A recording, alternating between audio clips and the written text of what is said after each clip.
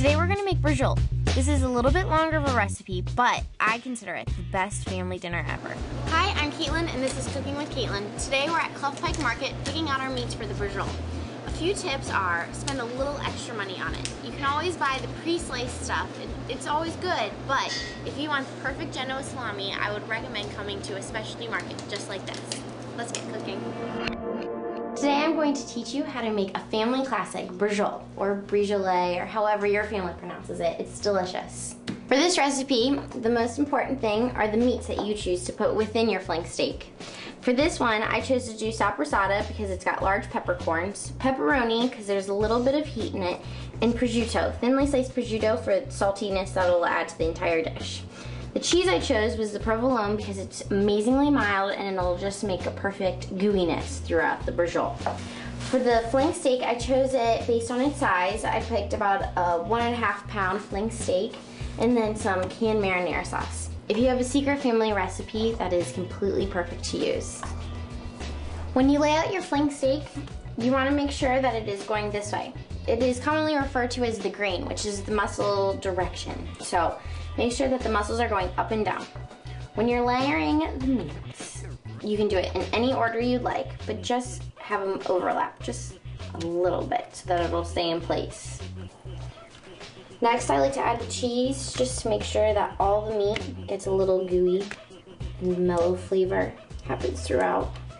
Next, the spicy pepperoni.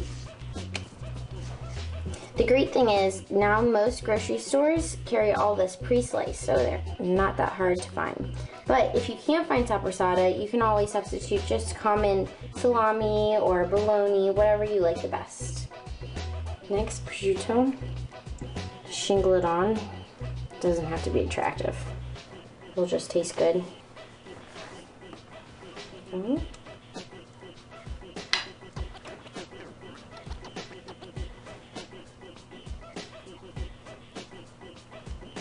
Perfect. Now you want to pick the meat up and put it in the opposite direction. I'm going to grab the meat from underneath, holding on to all the meat that's on top, and begin to pull it towards you and roll it. While you are doing that, you want to tuck the meat inside so that it's one giant roll. Now it's time to tie this thing up. The butcher's twine is something that you can ask your butcher for. If you don't have it at home already, they should give it to you for free, no problem. First, you want to slide the rope underneath the thing and do a double knot, as tight as you can. There you go. Next, you kind of want to make a 4 with the rope, like that. Hold it in place and roll it underneath and carry it around. And then do, I don't know if you saw that, take this and just tuck it under again. There you go, and pull through. There you go. And pull this side to make it tight. You want to make sure that everything holds together. And continue to do that throughout the entire braciole. Grab your scissors and cut the excess off on both ends. There you go.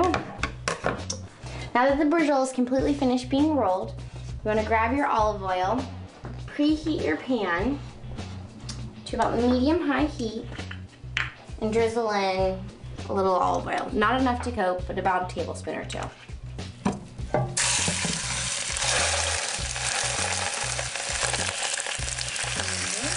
You just want to sear the meat on all sides before you throw the sauce in. You want to make sure you have a hot pan because you want to make sure you get a good sear on the meat.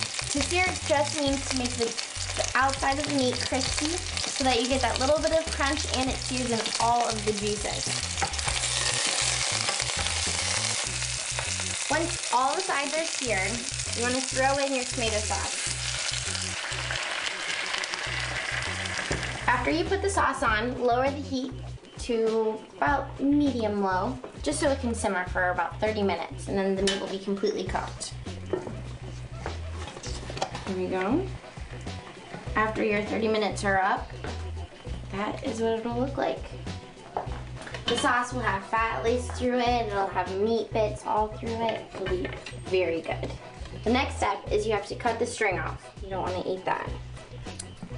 Pull the string off.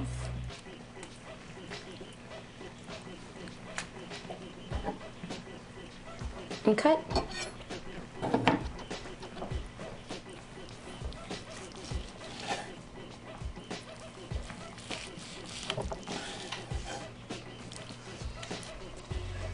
Now, swirl it.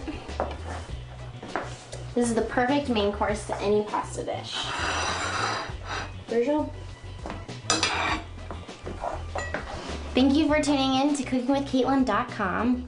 If you want, you can learn more of my family secrets just by looking on our website.